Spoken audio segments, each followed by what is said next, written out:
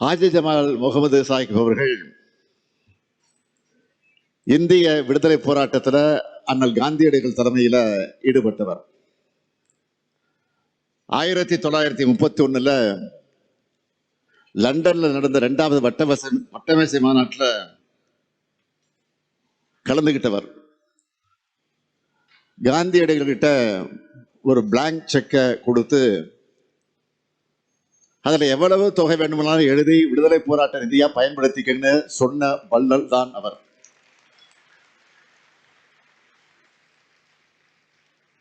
அதே போல ஜனாப் கஜாப் மியான் ராவுத்தர் அவர்களும் சொந்தமாக கதர் துணி ஆலை நடத்தி அந்த துணிகளை மக்களுக்கு இலவசமாக கொடுத்தவர். 2 வள்ளல்களும் காந்தி வழிய கடைபிடிச்சவங்க.